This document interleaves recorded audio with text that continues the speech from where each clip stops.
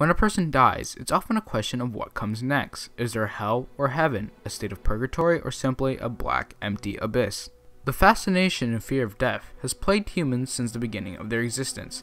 Oh geez, that was a bit depressing. Well, why don't we just talk about something more fun, like anime? Death Billiards. Written and directed by Yuzuru Tachikawa, was animated by Madhouse for Anime Mirai 2013, a project that produces a couple shorts yearly. A lot of notable stuff has been made due to this project, such as Little Witch Academia. So, how was Death Billiards? Well, let's answer that, but before we begin, spoilers. So if you haven't seen Death Billiards, go away, and if you just don't care, be my guest. There is a place known as Queen Decim, run only by a bartender named Decim and his assistant. The short film begins when an elderly man comes down an elevator only to find a bar. There is another man, in his 30s, sitting at the bar table. The two exchange a small conversation, but they have no memories of how and why they are at this place.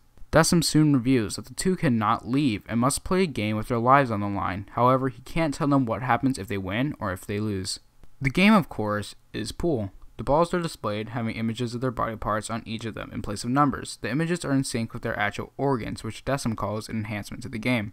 The first person to pocket all their opponent's balls in the 8-ball wins. The game slowly evolves into pure madness as the young man, for better words, loses his absolute shit. Threats are thrown around, screaming, and lots of it, as the two soon realize there's more at stake than there really is. As the film progressed, I found myself enjoying it a lot more with every passing minute. The main focus soon shifts over to the young man. The struggle between the two characters and their motivations to win are incredibly interesting. However, I do wish the old man's perspective was seen a bit more. We can hear the inner monologues of the young man, but never the old man's, so we're kinda in the dark about what the old man really feels. We learn about their sins, their loves, and their regular lives. It makes the nameless protagonist relatable. Decim himself is a mystery. His relations to the place, his monotone attitude, and his goals kept him as a fascinating character, but if that was just it, he'd be really two-dimensional. Decim does have some human elements to him later in the film. I would talk more about Decim, but like I said, he's a complete, utter enigma. And we have the nameless assistant. She seems to be more of an extension to Decim for the job, but is a much more alive character than he is. She gets frustrated and seems to not even have a full understanding of what Decim really does. But who she is and why she's there is also unknown. I would love to go deeper into the plot and characters, but Death Billiards is such a fantastic short, and to spoil any more would actually be a crime. So let's move on to the art. It's animated by Madhouse, and I really like the way it looked. It has that Madhouse feel, and if you've ever seen anything made by them, you know what I'm talking about. The fluid motions, and something's always happening, never a dull moment visually. The character designs look original somewhat. Decim is your average looking Ray clone, but I do like his hair. The best way to state it is probably be the fact that I couldn't mistake these people for someone else.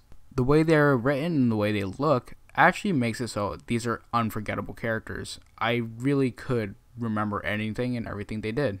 The color palette was great, a lot of purple and shades of it, giving a very moody feeling. The sound that accompanies Death Billiards can be anything from BGM and ambient noise. It's not anything outstanding, but it fits well with the movie. The voice acting itself, however, is really what makes up a lot of this short film. Due to there not being much but dialogue, the voice actors really had to pull it off, which they did. Nakamura Yuchi, the voice of the young man, did an excellent job. I loved his performance, which makes sense since he played so many of my favorite characters before. Death Billiards was a great short film, and due to its lack of moe and anime traits in general, it would be an easy recommendation to anyone who has never fully experienced the medium. Running at about 25 minutes, it's a short, fun ride. Now, it got a full adaptation that began airing this winter season known as Death Raid, so if you like this short, you might want to check that out as well. For now, Death Billiards gets a 9 out of 10. If you like what I did here, subscribe, and if you really like what I did here, check out my other YouTube channel. My name is Soldier Tan, and I'm out.